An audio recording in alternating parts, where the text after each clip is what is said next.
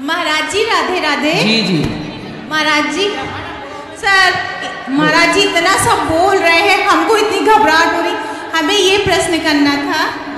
हाथ बहुत आवाज़ तेज लग रही है। बोलो। महाराज जी हमें ये प्रश्न करना था, वैसे तो हम पूजा पाठ बहुत करते हैं, मतलब सुबह भी करते हैं शाम भी करते हैं, पर गृहस्थ की वजह से मतलब अब पूजा पाठ बहुत कम हो पाता है, और जैसे मैं पूजा पाठ में फिर मन लगाने लगती हूँ तो मेरा मन बहुत भटकने लगता है। पूजा पाठ में मन लगाओ, मन भटकता है तो भटकने देना, पर आप मुंह से भगवान का नाम जपो और कर्म अपने शरीर को भगवान की सेवा में। सर कुछ भी नहीं सुनाई दे रहा है। क्यों? बगल से बहुत ज्यादा आवाज आ रही है। मैया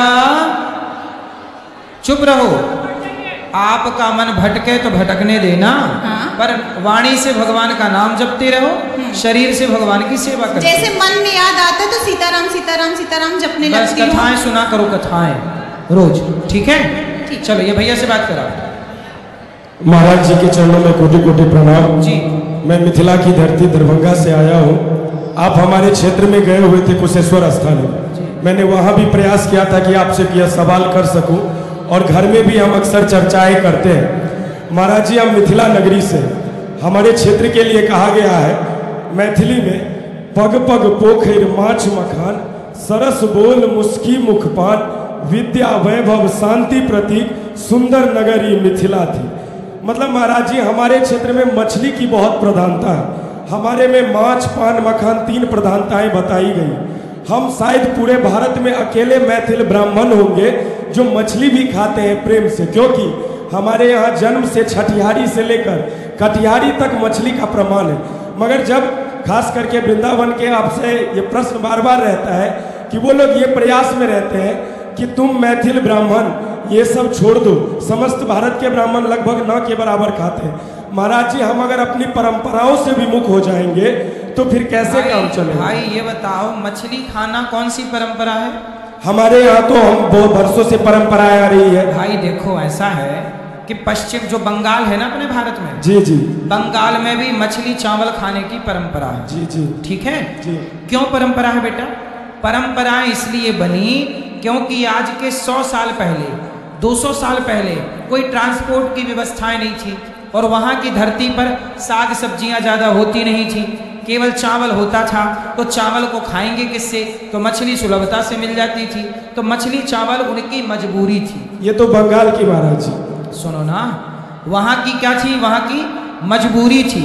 उसी तरह बंगाल से लगा हुआ ही तो है बिहार जी। कौन सा दूर है जी। तो वो पूरा क्षेत्र जो था ना, बेल्ट आपका पूरा मिथिला, जी, जी। वो भी तो लगा ही हुआ है बंगाल से। जी जी।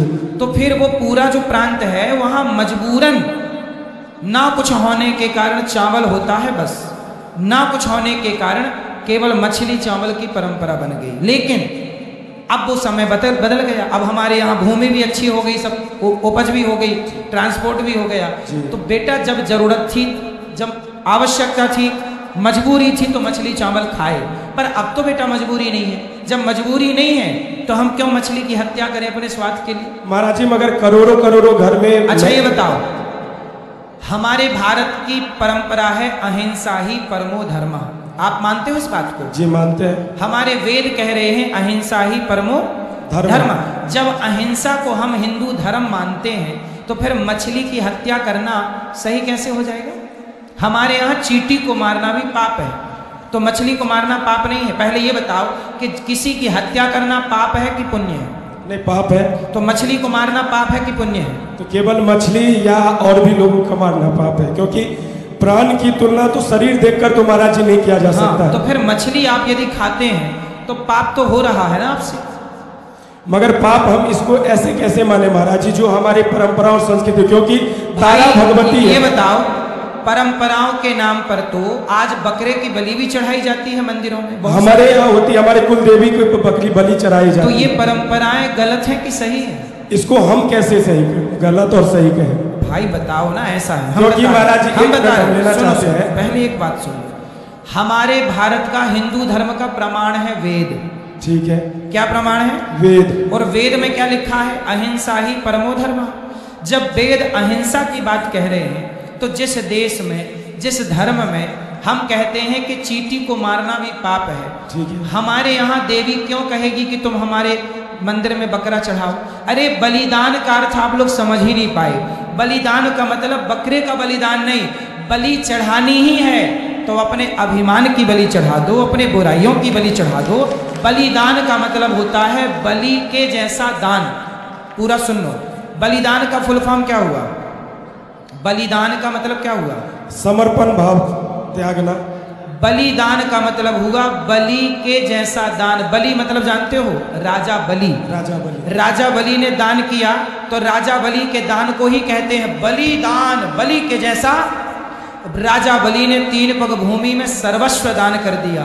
जो अपना सर्वस्व भगवान के चरणों में अर्पित कर दे उसी को कहते हैं बलि के जैसा दान, वही है बलिदान। उस बलिदान के अर्थ को ना समझकर आप जैसे लोगों ने उसको बलि का अर्थ मतलब आप लोगों ने बकरा काटने से जोड़ दिया।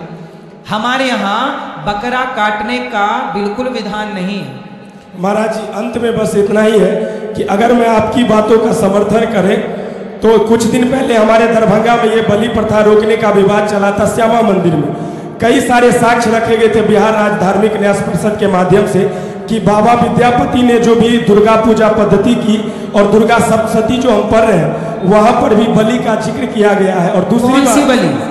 कौन सी? वहां बकरे की बलि। खग बलि। आप समझो, हमारे यहाँ मांस शब्द का अर्थ जानते हो क्या है? उड़द की दाल को भी संस्कृत में मांस कहा जाता है। अच्छा, बात समझ में आई? हमारे यहाँ संस्कृत को समझो तो सही बेटा। बलि हमारे यहाँ हर पूजा में होती है, पर कौन सी बलि?